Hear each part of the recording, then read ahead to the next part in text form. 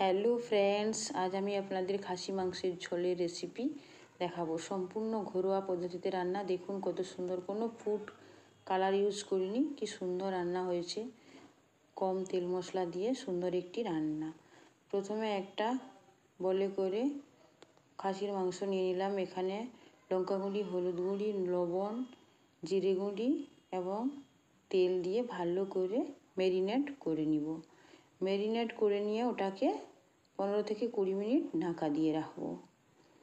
এটাকে আমি সুন্দরভাবে যেন প্রত্যেকটা মাংসতে সুন্দরভাবে মশলাটা ম্যারিনেট করা হয় ওইভাবে মাখিয়ে নেব। ওইখানে 1 চামচ মতো টক দই অ্যাড করলাম।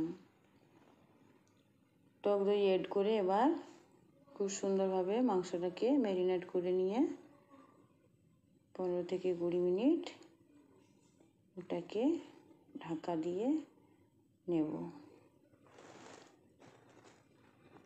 15 থেকে 20 মিনিট ঢাকা দিয়ে নেব।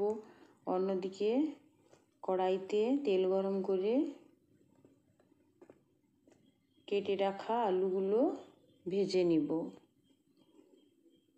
তেলের মধ্যে আগে একটু হলুদ দিয়ে দিলাম। হলুদ দিয়ে দিলে তেলটা ছিটকায় না। এরপর আলুগুলোকে দিয়ে দিলাম। আলুগুলো ভেজে নেব। আলু ভাজা হয়ে গেলে এবার আলুগুলোকে ছেঁকে তুলে নেব। এবার এই তেলের মধ্যে আর একটু তেল দিয়ে এর মধ্যে তেলটা গরম হয়ে গেলে এর মধ্যে গোটা গরম মশলা, লং, এলাচ, দারচিনি, গোলমরিচ, তেজপাতা আর গোটা জিরা দিয়ে দিলাম। এবার এটাকে ভালো করে ভেজে নিব। এটা আমার ভালো করে ভাজা হয়ে গেছে। এবার এর মধ্যে পেঁয়াজ কুচি দিয়ে দিলাম এবং পরিমাণ মতো নুন ও একটু চিনি দিয়ে দিলাম। এবার পেঁয়াজটাকে ভালো করে ভেজে নেব যেন লাল লাল হয়ে যায়। এবার আমার পেঁয়াজ ভাজা হয়ে গেছে। এর মধ্যে আদা রসুন বাটা দিয়ে দিলাম। আদা রসুন বাটাটা ভালো করে ভেজে নিতে হবে।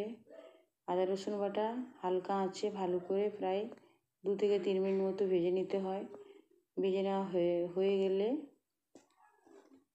এরপর আদা রসুন বাটাটা আমার ভালো করে ভাজা হয়ে গেছে। এরপর একটা টমেটো দিয়ে দিলাম। বেটে রেখেছিলাম একটা গোটা টমেটো, ওই টমেটো বাটাটা দিয়ে দিলাম। এবার একটা বলে করে সামান্য পরিমাণ জল নিয়ে এর মধ্যে হলুদ গুঁড়ো, লঙ্কা গুঁড়ো, জিরে গুঁড়ো দিয়ে মিশ্রণটি বানিয়ে নিলাম। এই মিশ্রণটি বানালে কিন্তু বাটা মশলার মতো হয়ে যায়। মিশ্রণটি আমার বানানো হয়ে গেছে। এবার এদিকে আমার আদা রসুন ভালো করে ভাজা হয়ে গেছে। এর মধ্যে এখন এই মিশ্রণটি দিয়ে দেব। মিশ্রণটি দিয়ে এবার ভালো করে মশলাটাকে কষিয়ে নেব যতক্ষণ পর্যন্ত না তেল ছেড়েছে। মশলাটাকে আমাকে ততক্ষণ পর্যন্ত কষিয়ে নিতে হবে। এবার এই মশলার মধ্যে একটা গোটা রসুন দিয়ে দেব। অনেকে 2-3টাও রসুন দিয়ে দেয়, কিন্তু আমি একটাই দিলাম, কারণ আমার ছেলে ছাড়া আর কেউ খেতে চায় না রসুন, তাই একটাই দিয়েছি ছেলের জন্য।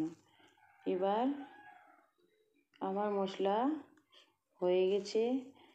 মশলা আমার তেল ছেড়ে দিয়েছে। এবার হয়ে গেছে মশলা।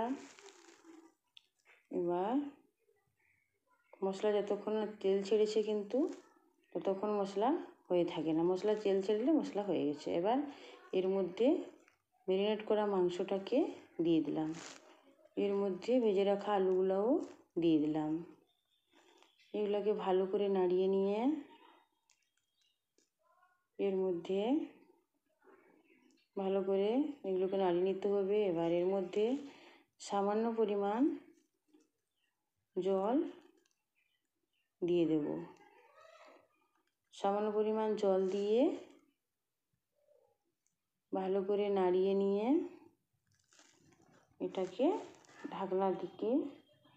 ঢাকনা দিয়ে 10 থেকে 15 মিনিট কষিয়ে নেব। 10 থেকে 15 মিনিট ভালো করে কষিয়ে নেব। এবার আমার মাংস কষানো হয়ে গেছে, তেল ছেড়ে দিয়েছে মশলা থেকে পুরো। এবার আমার পুরো কষানো হয়ে গেছে মাংস।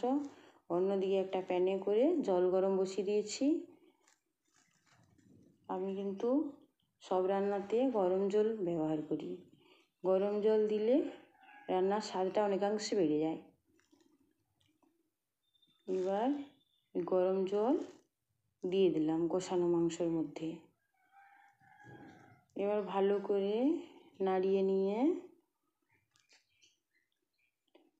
এটাকে এবার 5 থেকে 10 মিনিট ফুটিয়ে নেব ভালো করে, ঢাকা দিয়ে রাখবো।